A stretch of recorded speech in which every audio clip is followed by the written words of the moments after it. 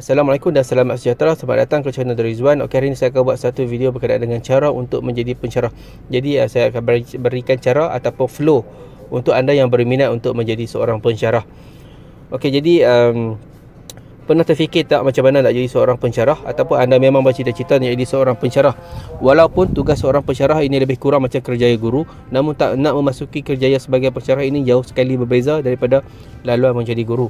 Kerjaya sebagai pencerah ini boleh dikatakan antara pilihan utama pelajar lepasan ijazah. Namun bolehkah lepasan ijazah mohon menjadi pencerah? Mana nak bohong, hakikat sebenarnya adalah bidang pencerah ini adalah 100% berbeza dengan bidang guru. Okey, kerjaya sebagai pencerah adalah seorang pengajar kepada pelajar universiti, kolej universiti, politeknik, institusi latihan dan institusi lain. Tugas pencerah tidak terikat dengan mengajar semata-mata, tetapi lebih daripada itu. Tugas pencerah juga adalah sebagai seorang researcher, pekaji, di mana pencerah perlu menerbitkan paper di dalam penerbitan proceeding maupun jurnal.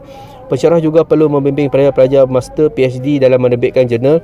Semakin ramai pelajar, semakin banyak paper dibentangkan, maka pencerah itu akan mudah dinaikkan pangkat menjadi prof media ataupun prof dan seterusnya. Jadi apa yang bestnya jadi seorang pencerah ini adalah tidak terikat dengan masa. Sesetengah universiti pencerah tidak perlu punch in dan punch out. Sesetengah universiti perlu punch tetapi tidak terikat dengan masa. Dari segi cuti pula, cuti pencerah sama dengan cuti penjawat awam yang lain. Namun ketika pelajar cuti, pencerah perlu ada di universiti. Jadi bagaimana nak menjadi pencerah? Yang pertama adalah direct apply. Sebelum ini jika anda mempunyai master sudah layak memohon jawatan pencerah. Namun sekarang hanya dengan setengah institusi saja menawarkan jawatan pencerah kepada lepasan master. Antara institusi yang menawarkan jawatan pencerah lepasan master adalah UiTM, Politeknik dan institusi latihan. Namun setelah berkhidmat, pencerah ini akan disarankan menyambung ke peringkat Doktor Falsafah PhD. Untuk IPTA pula, jika ingin menjadi seorang pencerah, maka pemohon itu perlu mempunyai ijazah Doktor Falsafah. Jika pencerah hanya mempunyai master, grade beliau adalah DS45, DG45, manakala pencerah yang mempunyai PhD, grade beliau adalah DS45. Okey, yang kedua adalah laluan skim pengajar muda. Untuk pengetahuan anda, pihak UiTM ada menawarkan skim tenaga pengajar muda kepada lepasan ijazah, sarjana muda dan master yang layak. Calon yang berjaya memasuki skim ini akan terikat kontrak selama 7 tahun bersama UiTM. UiTM akan memberi elang bulanan, elang buku dan yuran pengajian.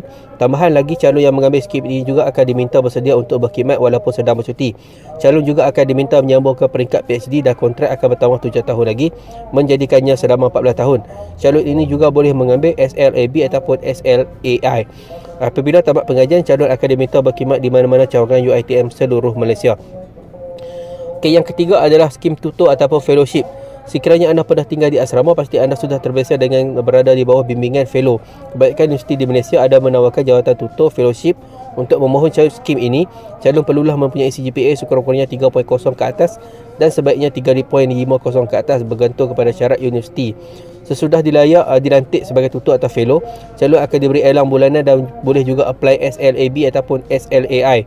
Kadang-kadang calon juga akan diminta untuk menyambung pengajian sama ada di dalam atau di luar negara. Ada sesetengah universiti yang meletakkan kontrak kepada fellow tutor, ada juga tidak mempunyai kontrak.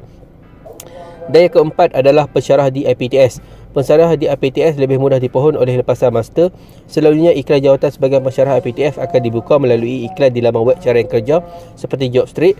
Iklan di laman web IPTS itu sendiri, hubungi HR atau dekan IPTS tersebut secara peribadi. Okey, sekarang anda telah tahu flow untuk menjadi pencerah. Jadi anda mempunyai sekurang-kurangnya master untuk layak menjadi pencerah. Itu pun jarang institusi menawarkan jawatan ini kepada lepasan master. Okey, jadi sebenarnya ada tetapi jarang.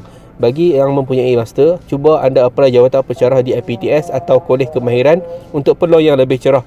Jadi itu saja perkongsian saya berkaitan dengan flow ataupun cara untuk menjadi seorang pencerah. Jadi saya harap perkongsian ini beri manfaat kepada anda. Jangan lupa subscribe, komen, like dan share. Assalamualaikum.